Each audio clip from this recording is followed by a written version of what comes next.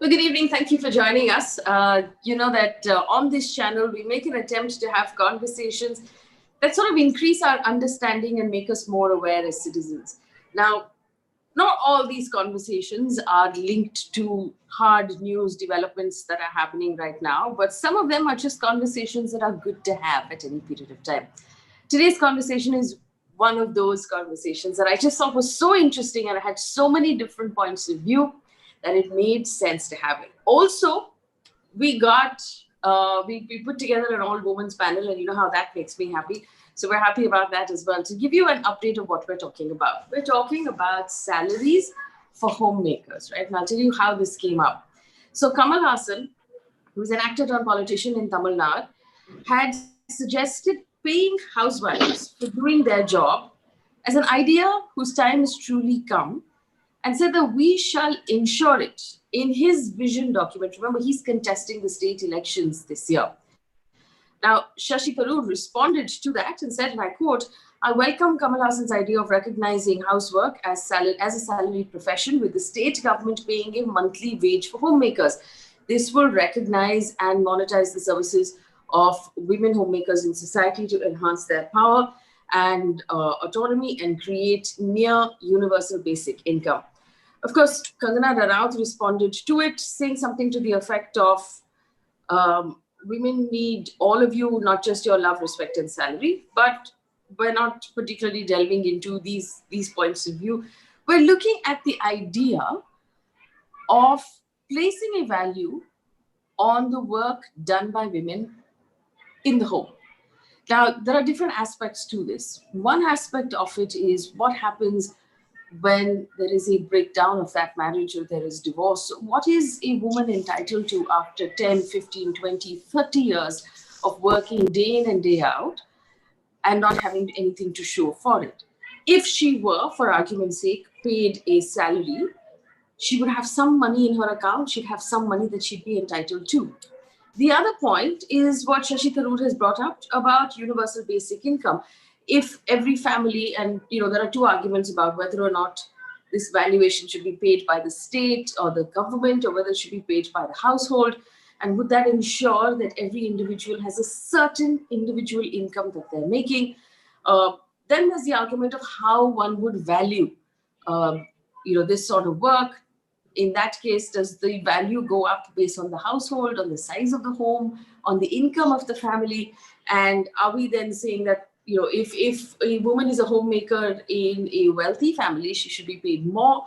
If she's a homemaker in a not so wealthy family, that her value is different.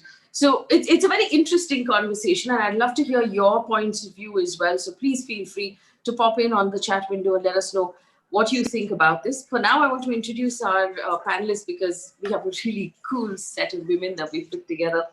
My first guest this evening is Abha Singh, a lawyer and an activist, a woman with a very, very strong voice. My second guest, also a lawyer, is Mrunalini Deshmukh, someone who specializes in family law and who's dealt with many, many cases of women perhaps who worked their entire lives and have nothing to show for it. So she's going to bring in that family law angle, and she's someone I respect greatly. Brinda Adige joins us as well. Brinda is an activist, a very strong, very clear voice on empowerment of women. We'll also have Karuna Nundy, who's an advocate at the Supreme Court, join us a little later in the show. Karuna has some interesting points of view as well on how this should be valued. And Aditi Mittal is joining us because why not, right? Also because Aditi Mittal hosted a podcast called Women in Labor about Indian women in the workplace with Christian McElvey. And it was a really brilliant podcast. And she talked about women in various spaces of work and the various challenges that they face.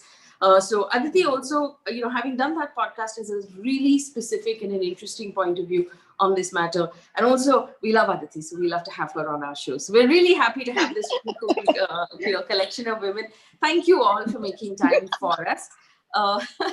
Aditi is already laughing. Nobody's made a joke yet. All right, let me start. I'm happy. Awesome. Let me start with Abha. Abha Singh, good evening. Thank you for joining us on the matter, Abhaji, of placing a value on the work done by women in the home. Where do you stand? And do you think this is a good idea? And secondly, do you think it's a viable idea?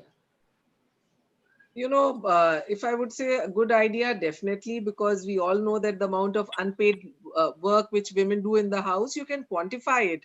But as a lawyer, I would say it is quantified when you want to pay a compensation. Like there have been cases in the Motor Vehicle Act where a tribunal where women have died during accident, and when the compensation had to be paid, that time the notional compensation was calculated, and I'm shocked to tell you that what was calculated in the Lata Wadhwa case in 2001 was that the notional income of a housewife is 3,000 rupees. And now this time, latest order which was there in the Supreme Court, they calculated 6,000. So you are trying to equate her notional income to that of a domestic, which I think is very unfair. So that needs to be looked into. But if you come into the household, I mean, when husband and wife together make a home, it is very difficult to say that the wife should be paid for the work she does in the house. But let me tell you, Mrunalini would also agree on this issue that we have the 125 CRPC of the maintenance where a wife has to be maintained by the husband. You have the Hindu Act, you have the domestic violence where alimony is given. And in fact, in lockdown, we handled a case where you're saying how much a rich woman gets or a poor woman gets without going into names. Let me say these women, these housewives, and they manage to get into crores. So there are laws which protect women. If they're going for a divorce, they get a good amount. If they are going for an alimony, then also there is a provision. In fact, what it says that the husband has to maintain the lifestyle which the wife is used to.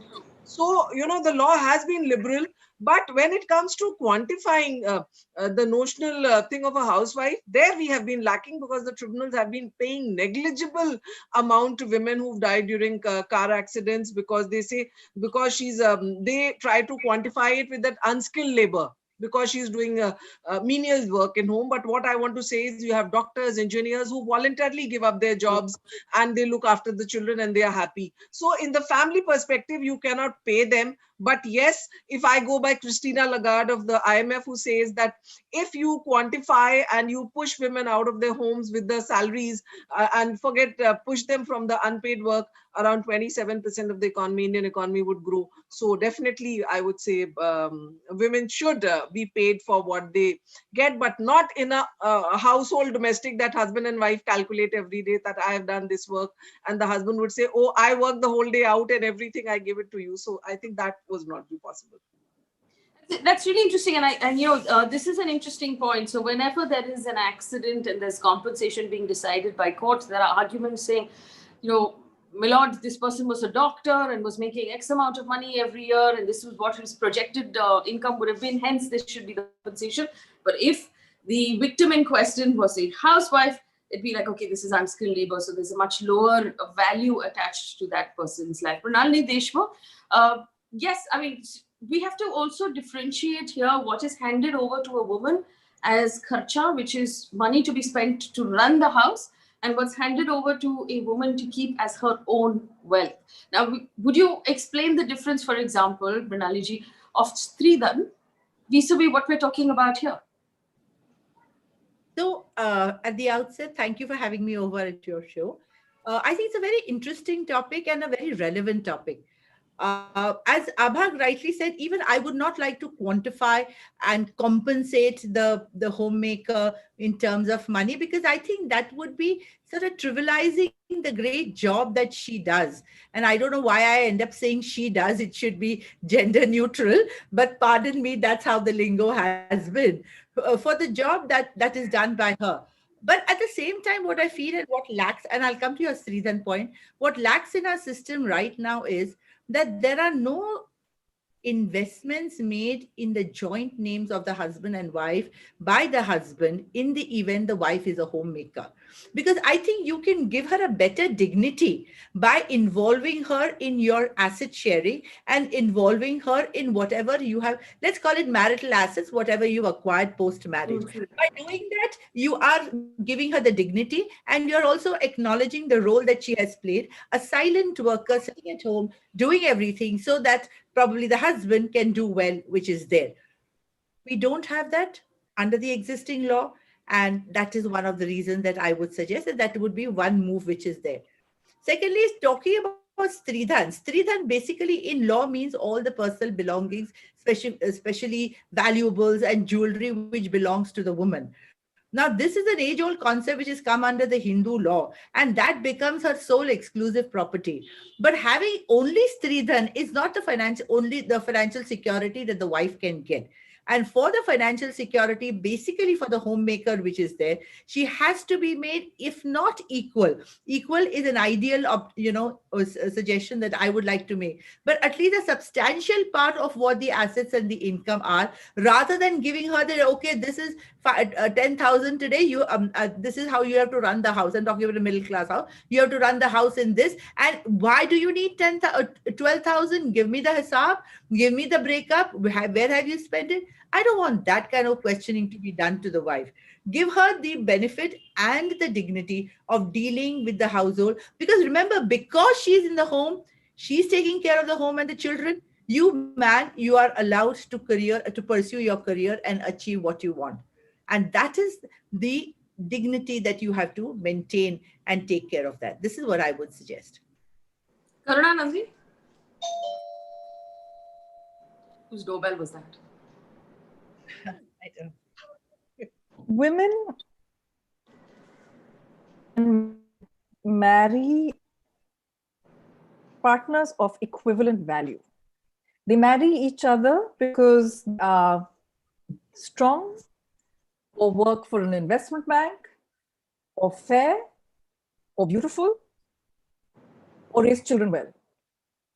These characteristics tend to break down by gender, but these are characteristics that are seen as value in partners. Look at any matrimonial ad, and across the board, you will have a bunch of characteristics because the person who is seeking the mate thinks of themselves as, say, X value, they will marry somebody of Y value. Yeah.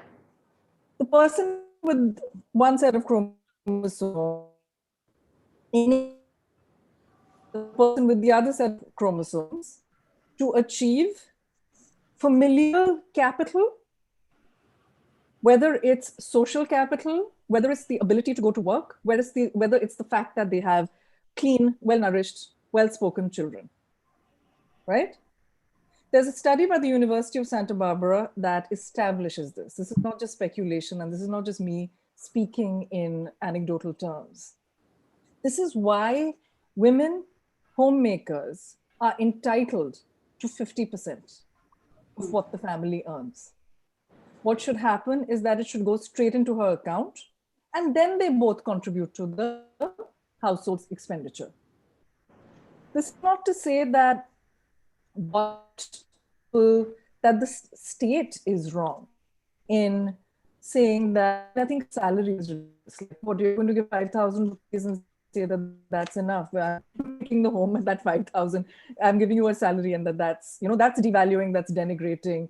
I don't think, and I think words matter. I think to say that this is it's homemaker support, recognizing that you may have people who are not married, that are taking care of elder people, or elder care instead of child care. And so making sure that those aspects are covered, right?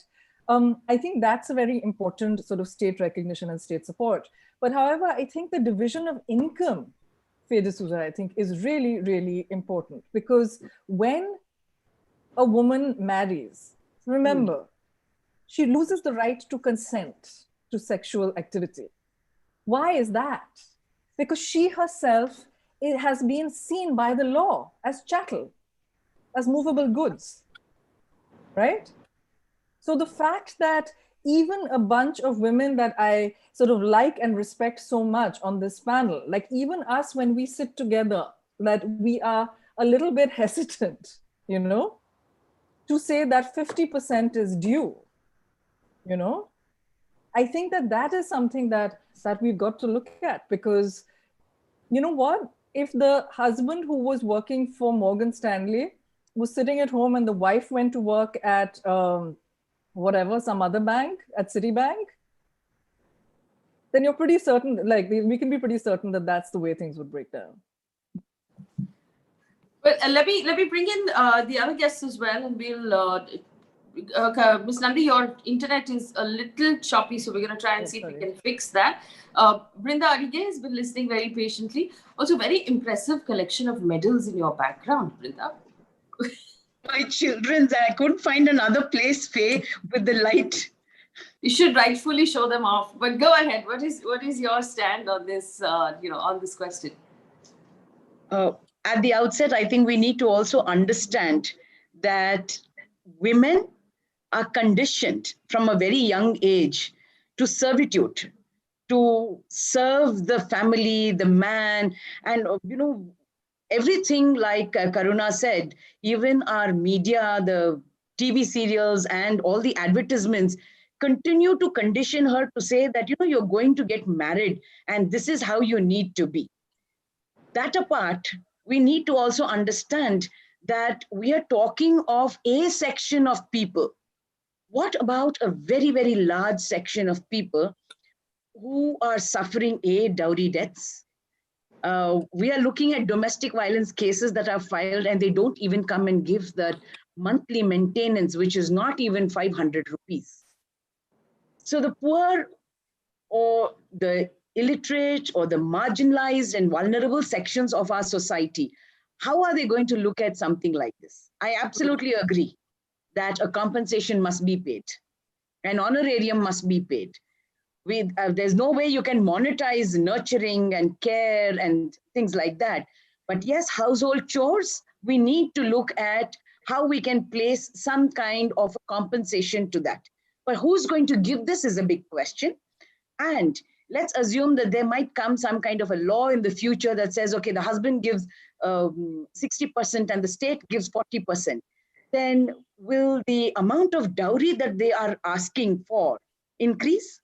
Because I'm thinking of all of these things and saying, how does it work? Because right now they say you give the dowry because you're going to look after your daughter in this new house in wherever she marries and comes for the rest of her life. You've just looked after her for 20 years, 25 years.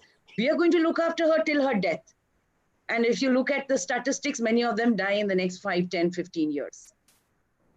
So one, we're looking at gender roles, we're looking at tradition, so-called customs, rituals, everything places the burden on the woman.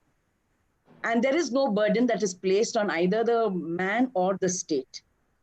I would be very happy to also see if equal wages can be given to our women by the government, even before we look at giving any kind of compensation for household chores, which is it's a fantastically fabulous idea. But can you give us equal wages? Can you give at least the minimum wages and the equal wages together? Because you're pushing women more and more to fend for themselves in all fronts. And the pandemic now showed us exactly all of that. We have a huge number of women who are out from work. And when the lockdown opened, what happened was it's the women who went out looking for alternative jobs, because nobody's allowing them to come inside the homes as domestic workers, alternate jobs outside. We have a large number of older children, mostly girls, who are now looking after their younger siblings. So household chores, if you say, what happens to the younger children doing all of this work here, including looking after for their own siblings? What happens to grandparents? It's a big question when we are talking of household chores and salary, compensation, not salary, right, but compensation. I want to read out one of the comments that's popped up. Rishabh Sini Solanki says, my mom is a homemaker. She does not get a salary, but she gets whatever she wants. My dad gives her everything. Aditi, Mittal, on that note, bringing you in here on the idea of compensation and the idea of, I'm sure there are a great many number of men who give their wives everything they want. But aren't we then sort of dependent on the goodness of their hearts and the sort of kindness that, hopefully that will be a kind husband. Out of the kindness, he will decide to give whatever he wants. Aditi? Yeah. Actually, that is entirely correct. That the idea of even giving money for household work is to be able to extricate those two, that you're not sort of dependent on the kindness of the man that you have married in order to run the household, or to even have some kind of financial agency and freedom. Yes. And so I wouldn't say that that is sort of the best solution. And I mean, congrats to your parents, man. Like, that's so great that that happens for you, and that you get to see it, and hopefully that you will also treat your spouse, in that way itself. Um, to me, I realized, and I'm not married, I don't have any kids, I'm a single woman, and I live alone with my dog. And so I don't belong to a conventional structure, as it were. And I realized that this is, in this debate, I don't really have too much skin in the game, but I also have nothing to get out of it. I have nothing to lose, but I also have nothing to get out of it. And I think that, um, I mean, as I sort of hosted the podcast Women in Labor, which I asked you to mention in the introduction, one of the things that we discovered was that the participation of Indian women in the workforce is falling drastically, and to the point that now we have lesser Indian women in the workforce than Saudi Arabia. And it's if it's India, we all know that we get very triggered when Saudi Arabia is mentioned. Oh, no, no, no, no, not us, not us. But that is currently the state of affairs. And for single women like me, where is our representation? Where do we get to see more women being able to come out of their families, come out of their homes and work? And when we started doing the podcast, we thought, there'll be multiple reasons. Sexual harassment hoti hai, pay gap, wage gap hoti hai, and we'll all sort of learn about these multiple causes. And ironically, it all boils down to one fact, is that inside the home, men don't help out, which is why so many Indian women are forced to drop out of the workforce. Yes.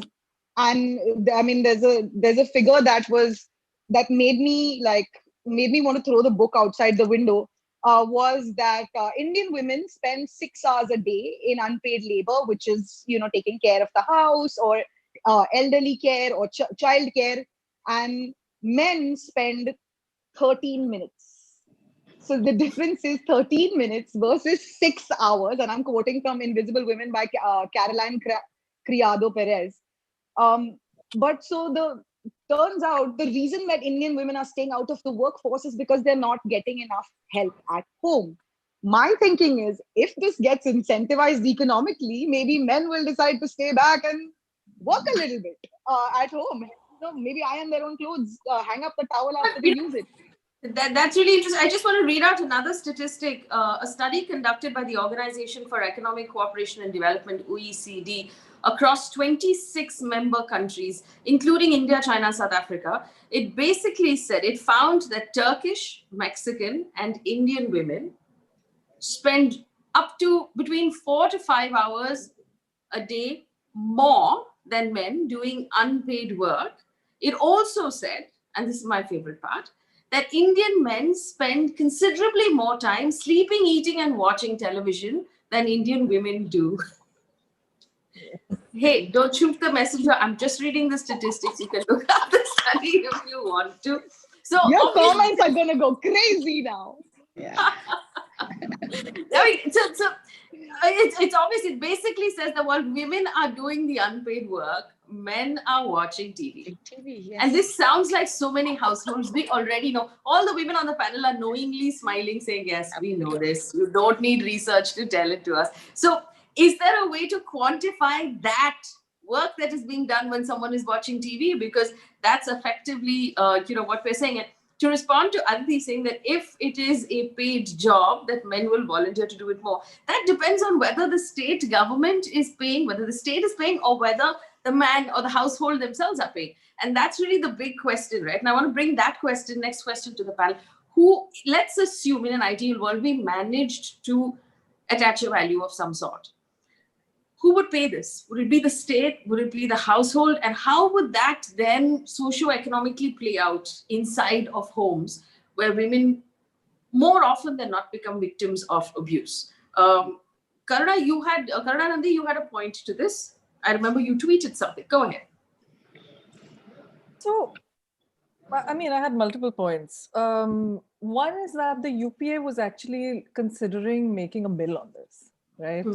And so I did a similar show about 10 years ago on NDTV. And then people forgot all about it. And it was an interesting thing to talk about. And then the UPA didn't go, and then the UPA only went. But the thing is that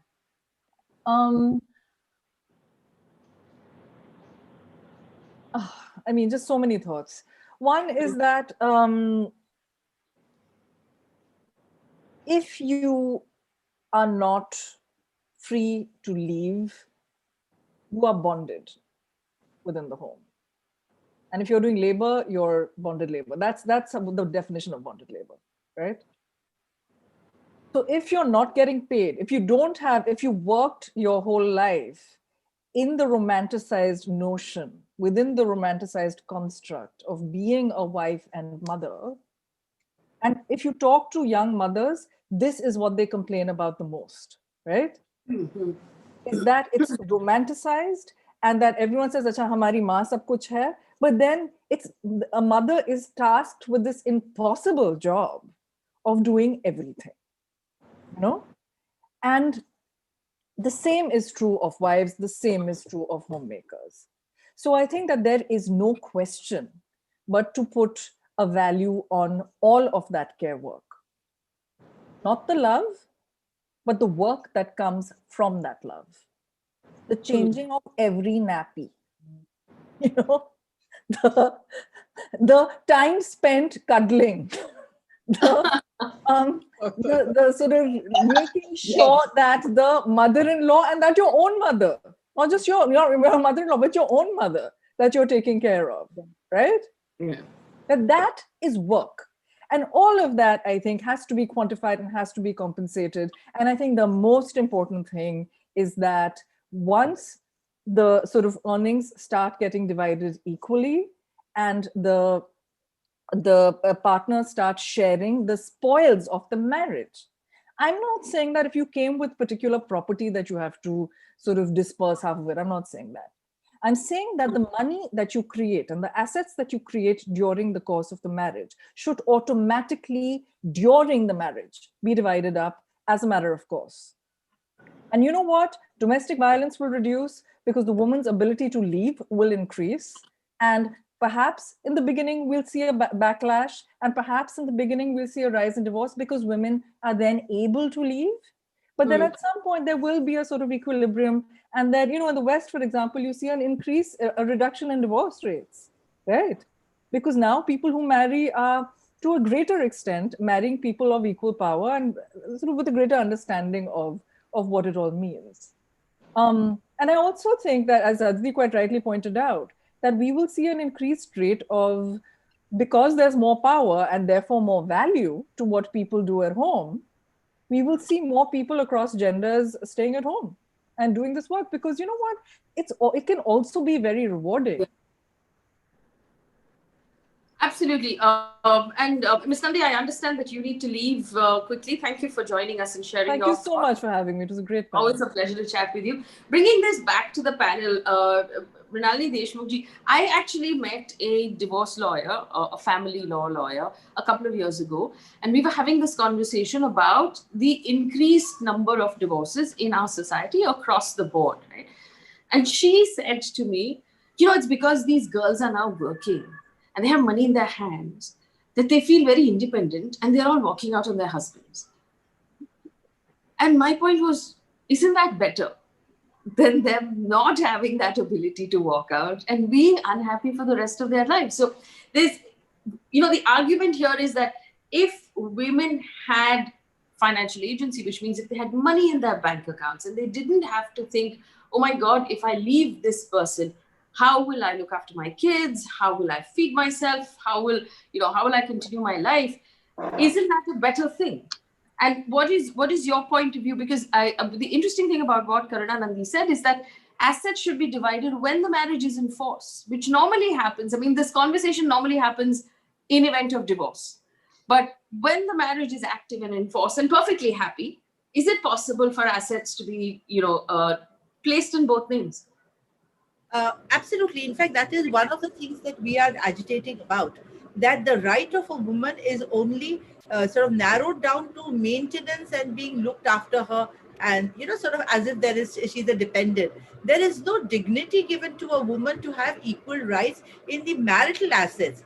Now, the issue what happens in India, Faye, is that there are a lot of ancestral assets. So, of course, we're talking about a separate segment of the society where we're talking about the rich people where they have. But at least if the marital assets acquired during the course of the marriage is there, and they remain in the wife's name, that is a better way of showing her the respect for being a homemaker. Now Yeah. what the lawyer told you about it is really something very strange, because ultimately, as all women, we encourage our own children, our daughters, our friends, etc., to be financially independent, because there's nothing wrong. You take education and you be financially independent. You have a choice to do. You have a choice to do, make whatever choices you want to do.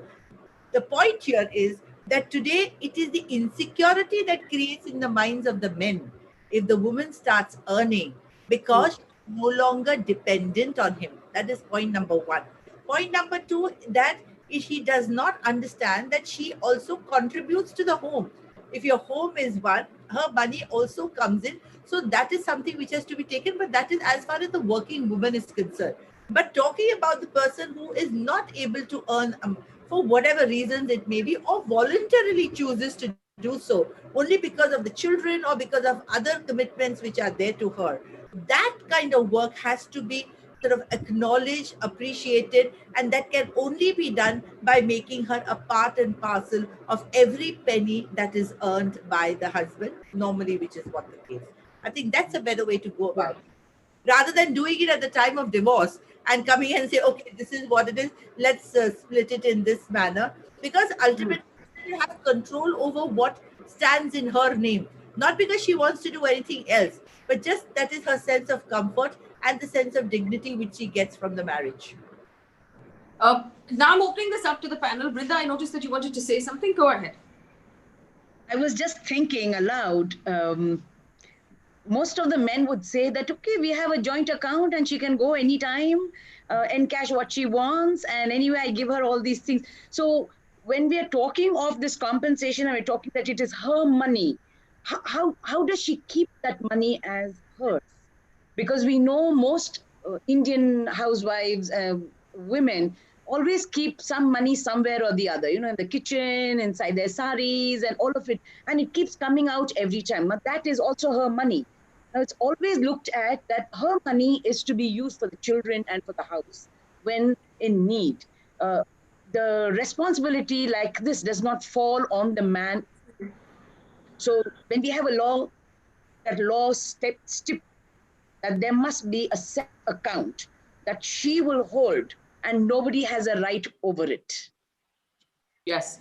Uh, Rishabh Solanki is still arguing on our chat window, which is great because he's giving us the other point of view. Now, this is what he says. He says, a role of a homemaker is to look after the kids, the home, and the husband. In turn, the husband takes care of the homemaker. Notice, Rishabh, how kindly you have built a hierarchy here, where there is no equality here between homemaker and said husband. There is a structure that you have built, and it is the structure itself that is a problem. Abha, go ahead. Yes. See, the big issue is that a lot of women, they choose to be the homemaker. So that is what I think Rishabh is trying to say, that it is voluntarily. And as long as it is voluntary, I think nobody can have a problem. But the big issue in India is that we don't have the prenup. We don't have the prenup agreement till now. And that is the reason that a lot of bickering happens and wives do not know what they are going to get. Beyond that, also, I have seen in so many cases where the wife is paying the EMI of the flat. The name of the husband is the first name. And when I ask these women that when you are paying the EMI, why is the first name joint property, your husband's name is first? Why couldn't you put your name first? You were paying equal EMI or you were only paying the EMI. She said, no, it would have annoyed my husband. So that mental, that psycho, the patriarchal mindset has to change. I think we have to hit there first, that don't be shy of saying that, look, I want a roof over my head. My name has to be first. Don't be the sacrificial lamb. That is what is important. And also, I feel the government needs to step in, maybe not for the upper strata, but at least for the lower strata, that if there's a housewife, she should get an unemployment allowance. While I was in LSE doing a course, and I found that these teenage pregnant girls, they were all given a compensation, they were given an unemployment allowance, and they got a roof over their heads. And that was something because they have a high taxation. So maybe when in India you can give lakhs of crores as subsidies in the rural areas in different forms, because it's an election gimmick, but nobody comes to forward to talk of the housewife. So maybe now have a cutoff, financial cutoff, and these women who are at home, give them a fixed amount, that this is being a homemaker. So that would empower them. Otherwise, no husband is voluntarily going to put all the money in a joint account, because I think that is just not going to happen. You know, I have another sort of question to put before you. What if we considered, and again, now quite rightly also, Bharat Raval said, is this even practical or feasible, this conversation? No, but everything starts with a conversation. So let's start with that conversation. What if the job was valued, saying, if we were to hire somebody to do this job, what would it cost us? So if you were to hire a 24/7 nanny who would look after your child all the time, what would that cost you? If you were to hire a cook, what would that cost you? If you were to hire a housekeeper who ran your house and was there during the day to pick up your deliveries and to get your carpentry work done and to get something changed and to make sure that everything was okay, what would that cost you? Would, you know, just the equivalent of that. And even that by itself is quite an expensive prospect. A lot of times, in India at least, women quit their jobs because of that prospect, saying, listen, if we have to hire somebody to do this work, it's too expensive. Why don't you just quit your job instead? And we'll just keep the costs lower, because there isn't equal pay, so women's jobs are just not worth the same. And so invariably, it's the woman's job that suffers. Is that a good way to value? Because how are we going to arrive at the value of the work? Aditi, do you want to take a stab at that? Yes, I think this is going to actually force us to confront our very long-standing class and caste issues. Is because we are going to then have to quantify and bring some kind of system into the domestic labor that we consume every day, and that is very much an invisible part of the urban life. I mean, not only the domestic labor that comes to our house, but the domestic labor that goes to the person's house who is domestic labor in our house. And so we will have to quantify that in order to be able to get to any solid figure that we can then turn around and say, okay, this is the amount, and this is how much you will get compensated. Kevin Rockstar, if I read that correctly, has been an interesting point. He said salaries should be given, and the earning partner should be given a tax exemption for the amount paid as a fixed salary to the homemaker. That's a great idea. So if the government doesn't,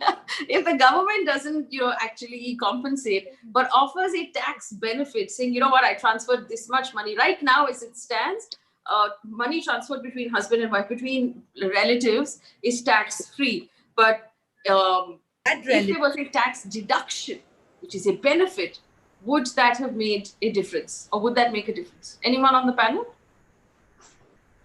I think it would be a good idea, because if you give a tax deduction, because this is the money, because my wife is not working, she's a housewife, so I am paying her. But I'm sure a lot of men do like that, because when you do your tax planning, you give salaries to your children, that they are helping you, or your wife. A lot of people do that. Okay? A lot of people do that. And in Brinda's agreeing with me, a lot of housewives are getting salaries that way from their husband's company, and so that is already there.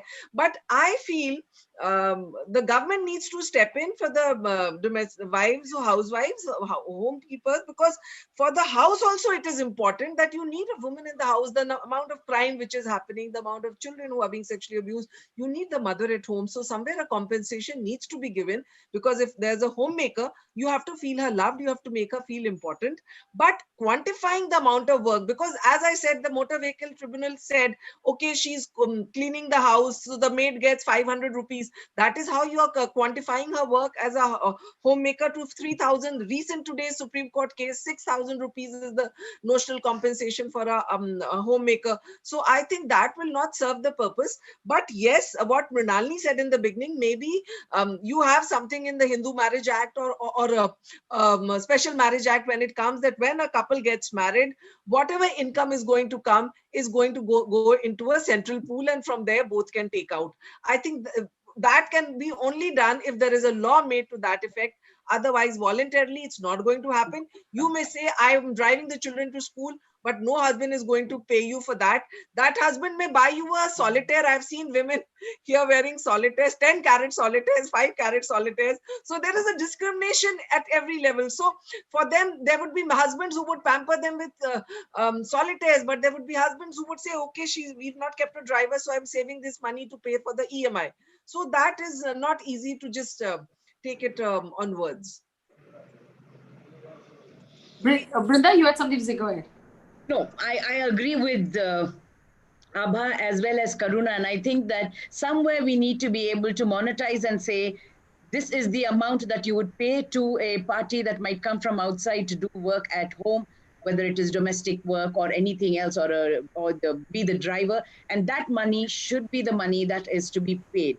But again, my whole problem, I'm like suddenly thinking, what happens to women from vulnerable sections, especially the poor? How do they get it? Would the husbands really come forward to give this kind of a money to them?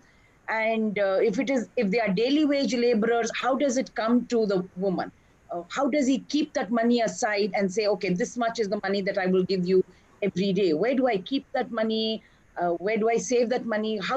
What happens if the fellow doesn't get a job for 2 days, 3 days, or a week, but the government then pays his or their part of that money?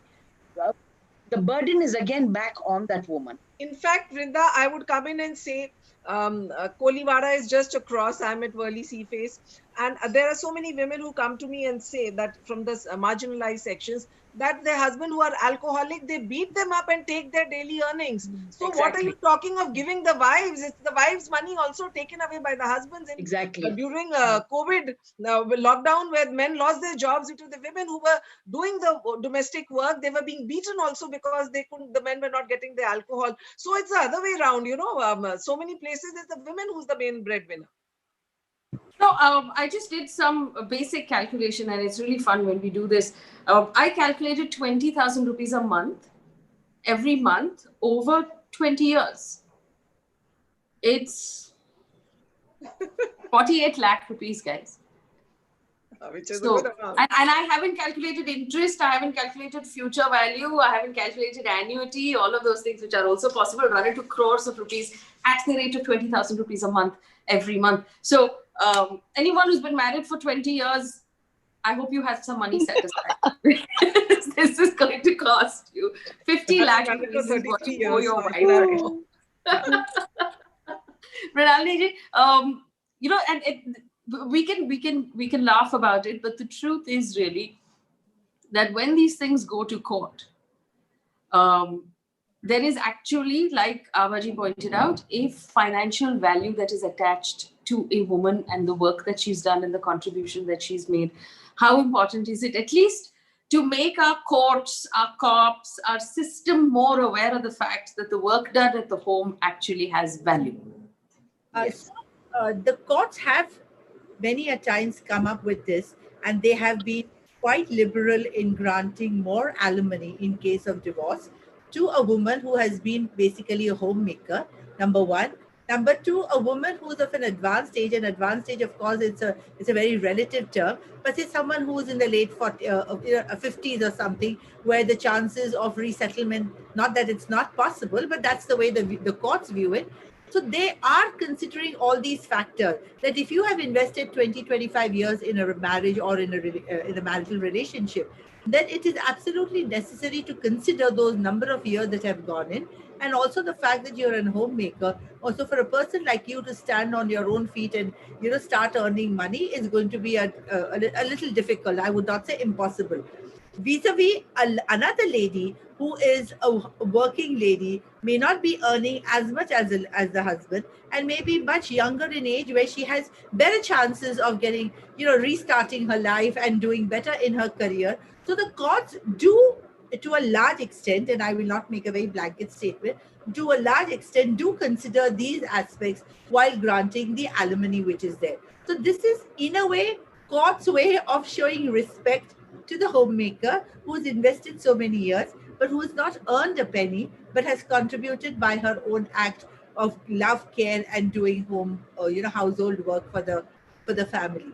That is how the courts view it. Secondly, and more importantly, whilst we're talking about the marginalized women, there is a law which says that you should have women sarpanch. But I think the sarpanch is a man who's the sarpanch. The wife is made the sarpanch, but the entire thing is done by the man. So unless and until women have been given their own identity to deal with all this, as Abha said, the husbands may take away that money tomorrow, even if the government decides, okay, we are giving tax benefits to the husbands, or either the husbands pay, or if they don't want that, the government gives them. It is actually filtering down whether the woman will get that money and she'll be able to decide what I'm supposed to do with my money, or will there be another control in terms of, say, a husband or an in-laws or somebody who will take away and say, okay, this is a family income, it has to go back to the man. So I think there are a whole lot of practical issues which are there at the ground level. There are issues at every strata of the society. But I think what really matters is this. Also, before I move on to the other panelists, the idea of an HUF, which becomes even more complicated then if we're talking about a woman's rights, because the assets then are in a separate entity and no one individual in that family will have an asset in their name. What happens then to the value of the work that women are doing in the home in an HUF? No, so HUF is a structure which is done for the tax purposes, where say there are 4 members of the family, they become members of the HUF. So notionally 1/4 is the share of the wife if there's a husband and 2 children which is there. So her share, notional share, comes into existence only when the HUF is dissolved and that she gets the share of that. But otherwise, that had nothing to do with a homemaker. You could be an HUF partner even if you are a career woman and earning lots of money, or even if you are a homemaker. That's more of a tax structure to organize the finances or the wealth which is there in the family. Her right in the HUF remains notionally 1/4, 1/3, whatever the case may be, and that she's entitled to, which the courts also consider at the time of granting of the alimony, that if this is her share, that should be given to her at the time of her settlement. So I think I will, Faye, I'm going to tell you here. So if you are into acrimony, in the sense, if you are going for a divorce, you can get a lot of money from the court. But if you are happily married and you are not cribbing, then you're not going to get anything. I just want to point out here on a personal note, I've been a working woman my entire career, but during the lockdown, for the first 3 months, when there was none of the maids were allowed into our building, so we had to do all of the work. It was the first time in my life that I actually did all the housework myself, all the cooking, which is 3 full meals, end to end myself, and then the laundry and the changing of the sheets and over 3 months and all of the work that needs to get done, the groceries and all of that. And at one point, I actually picked up the phone and called my mother because I had never realized the effort it takes, where you're not only doing that work, but you're also having to plan that work of what is the next meal going to be? What am I going to buy? How am I going to source these groceries? What is this person like? What is that person like? I mean, the amount of effort and value and and no job that I have ever done, and I have done some fairly demanding jobs, no job that I have ever done has been this demanding as it is to care for a family and a home end to end entirely. So the fact that we're actually talking about whether or not there should be a value attached to it, I think is a little sad. I think that there should be a sense of pride in the work that is done, obviously, and that should not, while yes, hugs and kisses are important, but that as women, we know that when there is a certain value of money in your account, it adds a sense of independence and it adds a sense of, it gives you a sense of being on your own 2 feet. And that, I think, is what everybody here is talking about. Brinda, you also work with women in different stratas of society, where the idea of them being independent is almost odd. Women who go out and work, women who work at home, and let's not forget 60% of our population that works in agriculture.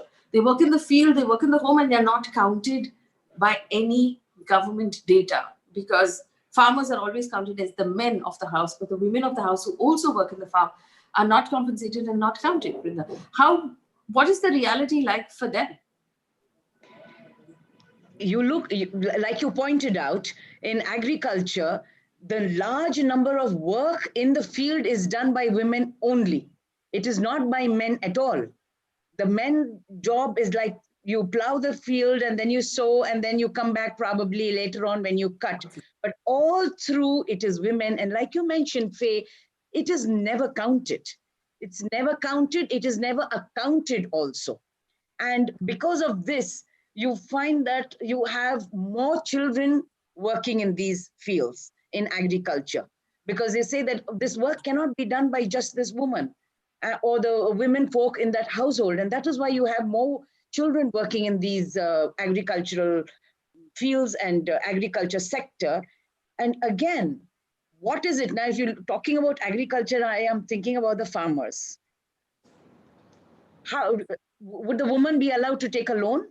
And if she's allowed to take a loan, what is the kind of repayment that has to be done? Because the end money is only going to be with the man. It's not going to come to the woman at all. How does she repay something like this? And I know you haven't mentioned it yet, but it's been running in my head about Kangana talking about sex. So would your husband pay you for sex? And if this is the case, then would you also want to consider marital rape and punish the husband? How is it going to work? Should it not also work like that? You must count all the work that I do, and then you bring this up because now you want to humiliate and insult me and say, oh, but you're no different than a prostitute, because if you want your husband to pay you for sleeping with you, then you're just as good as a prostitute. So are you that pativrata? Are you that good woman, that good wife? What are you? What am I? So I was just thinking about this, because we know again and again, these are questions that are going to come from a large section of this patriarchal, misogynistic, sexist people. Well, and it's very interesting because the comment section on this video is also very different from what we're used to on a nightly basis, because there are people saying precisely the things that you just said, that you're degrading the quality of women, you're making homemakers into daily wage, laborers, you're putting a value, so on and so forth. It goes on. Some of it I don't even want to read out. But I think that at the end of the day, what we're saying is giving women right to her own money, not money that is sort of granted to her out of goodness of heart or charity, or sort of like Bakshi saying, here, take it, go. Someone has actually said that, oh, okay, and if the woman does a bad job looking after the house, how will the employer fire that employee? I promise you, you don't need any help in that area. That is already happening. What we're talking about is giving women right to their own money and showing value for the job that is done. I mean, imagine today, and just from that basic calculation, right? Imagine today someone who worked as a homemaker for 20 years has 48 lakh rupees in her account, simply from the work that she's done. Nobody's given it to her. Nobody's done it out of charity. Nobody's done it because they feel sorry for her. It's just her money. Like those of the rest of us who go to work and save our money, imagine the power and the sense of accomplishment that woman will have. That's what we're talking about. Abhaji, do you want to respond to some of the questions that are popping up about the fact that this conversation is degrading to women? Also, I mean, the men who are saying it, FYI, but go ahead. Right. In fact, that's what I was saying, that because if you start quantifying it, they would say, then what is the purpose of marriage? If you want money for sleeping every day, then definitely why are you getting married? Why don't you stay in a live-in relationship? And I think that is the reason that now people are not getting married. They are preferring a live-in relationship because they come as equals. They can have their own property. They can have their own accounts. And that is what is happening in the West. But I think, Faye, I like your idea that if that little amount is kept aside for those 20 years, it would definitely add to a lot of dignity and self-respect for this woman who's worked all her life. But in reality, it does not happen. And I would again say that let the Women and Child Development Ministry think on these lines, that how do we come out with a law that unemployment allowance is given to housewives, but that would again be on the economic status, not otherwise. But yes, you cannot quantify it, because a mother is not going to say that because I'm cooking for my child, I should be paid for this. And I think it would definitely, I mean, I would also not like the idea, if I was not working, that I have to ask my husband for that money. In fact, if I come to that, when I got married, I was a student of JNU. And the first thing I did after getting married, I was barely 22, people were going for honeymoon, and I took the UGC scholarship exam, Faye, and I was just thinking that the first year of my marriage, my achievement was appearing for the UGC scholarship and getting that scholarship, because I didn't know whom to ask my father, because I felt I'd got married on, and the husband I didn't want to ask because it hurt my ego. So that is what is a catch-22 situation for every girl who decides to get married. And how we work it out is the only solution, I think, is education and economic empowerment, and that we women will have to take on the system ourselves. Right. Closing statements from everyone. I also want to bring in the idea of universal basic income. If everybody had a basic income, what that would mean for the family, and what that would mean for the amount that the family has in their hand, pulling people out of poverty. Brinda, Adige, go ahead. Universal basic income, I think we need to get a law for that. And I agree with Abha, it should not just be the Department of Women and Child, because that department is getting rugged out left, right, center. We need to bring in labor and revenue there, because those are the ones that have the most amount of money, and all the cess money is sitting with these two departments. They need to come in when we are talking of this universal basic income. And I'm all for it. Mrunalini? Yeah, I think issues like this which come up also becomes a reflective thing for the men who are in the house, who probably, I feel, all of a sudden will start valuing the work which the wife is doing, because that makes them realize, as you, Faye, rightly stated, that you called up your mom and you said that what kind of work she has been doing, you realized during your lockdown. That is what awareness which probably the pandemic brought about in you, is the awareness that will be brought about in the husbands or the male partners in the family, who will then not only respect the household job which is there, but would consider her to be the ardhangini, as what the word is meant, where she is an equal partner in everything, in joys, in sorrows, in his income, and God forbid if there are any debts, and so on and so forth. So if it has to be a meaningful relationship, then she will have to be a partner even in the income that he has, if the dignity to that lady has to be given, is what I would like to say. Yes, and Aditi, it's interesting the amount of misogyny that we're seeing right now in the chat window. It just goes to show how, and Tanvi D has also pointed out, men have normalized their role as bread earners and sort of like the peak of the patriarchy and everything. I mean, there are people saying, oh, these feminist women, they would never be married for longer than 10 years. Well, I'm closing in on 10 years. So if I hit 11, I'll let you know. But I am a feminist, if that's a doubt. And there are many marriages that where both partners respect each other, and it's a relationship built on respect. So all of the misogyny in the chat window, thank you very much. Aditi, it's also an example, and it took us 45 minutes before these chaps found us on YouTube and then started to sort of put in their comments, but it really is an example of what's out there. Yeah. And Faye, I mean, to speak to that point exactly, I feel like one of the best ways to spend money would be to make the idea of home universal. I think that we should invest more in care services in the professional space, more creches, companies subsidizing parental, maternal, family leave, and so that men realize that it's their forte as well. Is that the job of child rearing, the job of elder caring does not solely belong to women. And that might sort of not only affect, of course, change the the gross imbalance in the way we spend our time, but also in the way women are financially empowered.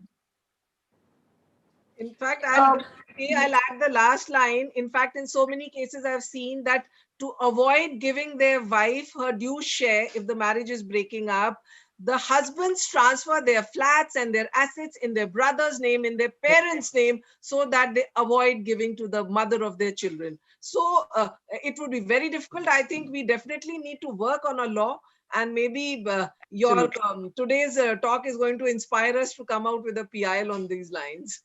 Including their LIC policies. Their policies are also on their mother and somebody else, but not on the wife. Well, on that note, if there are no other comments, I just want to wrap it up on this one thing, right? We have to, at the end of the day, what are we looking for? Balance and equality. And I think that in order to get true balance, we also need to begin, like Aditi said, looking at men who are primary caregivers, either of children or of elderly parents who are stay-home dads, looking at them with a certain amount of respect as well. Unless society can respect and will respect men who are caregivers, we cannot expect for equality on the other side. So it's really important. And I've met some amazing men who've decided to take a step back to allow their wives to really hit fulfillment on their careers and to see their full potential and to look after kids. But the aunties in the neighborhood treat them really badly and say, "Arey, kuch karta nahi hai, wo ghar pe hi baitha rehta hai, bachchon ko dekhta hai, matlab, what is this?" So that is really the idea that needs to change. We have to, and the more we see homemaking and caring and primary caregiving as a serious, hard job with a value attached to it, that's when we will start respecting anyone who does it.